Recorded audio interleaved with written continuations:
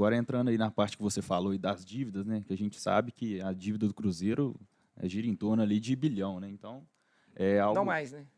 Baixou um pouquinho, mas tá na casa ali próximo, né? Mas vocês, como que andam nessas negociações com os credores? Vocês já pagaram alguém ou ainda continua tudo na justiça? Como que está esse Não, na processo? verdade, quando a gente entra... Vamos lá, só para dividir. Era realmente uma dívida que talvez passasse um pouco mais de 1 bilhão, mas eu digo não mais por causa de algumas coisas que foram pagas. Como é que você divide isso?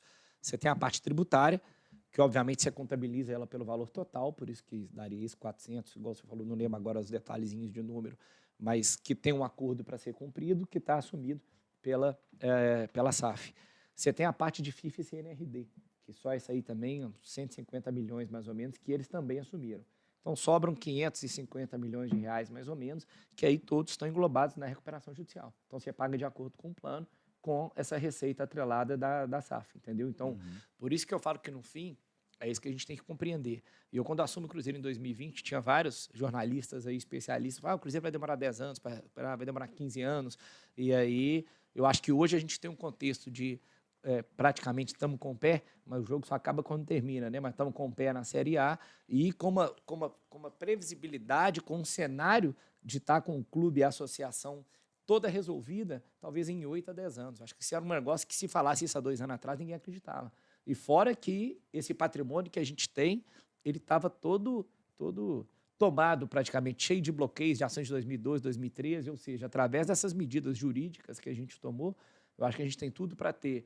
Eu falei primeiro que é a preocupação da esmagadora maioria dos torcedores, um time competitivo e bem com CT bom, ponto final.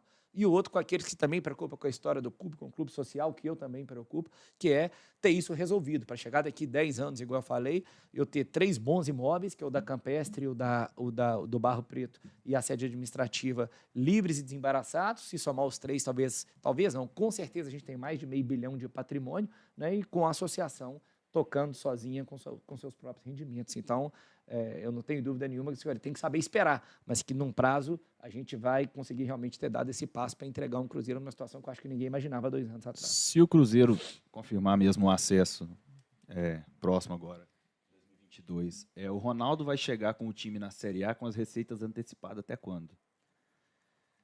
Receita, deixa eu pensar aqui. A TV, né, essas que o Cruzeiro foi antecipando para pagar alguma dívida. Não, TV eu já não tinha, né? Eu não peguei. A gente fez alguns adiantamentos de patrocínio só, mas, salvo engano, o 2023, eu posso estar enganado agora, mas não estou não, é só do Master. O resto, mais nenhum. Mas aí vai ter o acréscimo do direito de TV, que é muito importante. Né? Mas tem um detalhe importante também, né? Que a gente fez questão de colocar. Todos os nossos contratos que a gente fez de patrocínio, mesmo com adiantamento ou não, isso aí foi uma coisa muito positiva. Não podia dizer que eu já imaginava que o Ronaldo viria, mas e a gente sabe a marca que ele agrega, ele pode, se receber uma nova proposta de patrocínio, aí ele tem que notificar o patrocinador atual para ou igualar ou ele pode substituir. Então, em momento algum, ele está amarrado também nisso. Mas foi isso que aconteceu no futebol feminino, com a Gerdau chegando e o Pedro Lourenço. Nessa questão da não sucessão de dívidas. E os casos, os leading cases que a gente fala no direito para isso, sobretudo, o principal deles, o leading case, foi a compra da Varig pela Gol. E ali você tinha alguns casos que davam a sucessão, como a gente está vendo aqui hoje, principalmente magistratura judiciária de primeira instância, às vezes até segunda instância, e quando chegou nos tribunais superiores, prevaleceu a lei pela não sucessão. A lei da SAF é muito clara que não deve ter sucessão. Então, eu acredito muito que os precedentes judiciais vão seguir esse rumo depois. Mas, como a gente fala no direito, cada cabeça é uma sentença. Vira e mexe, vai ter sim sentença que eu acho que vai colocar a SAF agora, mas eu acho que lá para frente, e precisa de um tempo para a lei amadurecer, isso aí vai se resolver. A lei de recuperação de empresa é de 2005, nós vamos ter essas decisões lá para 2010, 2011, 2012. É terrível para o Brasil isso, eu não tenho dúvida não. Não tenho dúvida nenhuma que quando o juiz bota na caneta lá e dá essa solidariedade, ele não está pensando que está fazendo com que diversas pessoas lá fora deixem de comprar clube. E isso pode levar muito o clube à bancarrota, à quebra. Porque é exatamente o que viabiliza, se faz isso é para poder viabilizar a recuperação do clube. É isso que a gente sempre explicava. A minha dissertação de mestrado foi sobre isso, falando exatamente sobre a análise econômica do direito e o impacto das decisões que essas decisões dão no mercado depois. E o que a gente sempre tenta explicar é isso. Eu tenho que entender que se eu fomento a venda de um clube que está quebrado, eu estou fomentando a entrada de dinheiro, mas também o pagamento de quem deve, que é o que o Cruzeiro está fazendo agora. O cenário seria terrível para pagar todo mundo se eu não tivesse injeção de dinheiro. Que é o quê? Ninguém recebe nada ou todo mundo recebe alguma coisa parcelado, mas com previsibilidade de receber? E eu não tenho dúvida nenhuma que o segundo caminho é o melhor.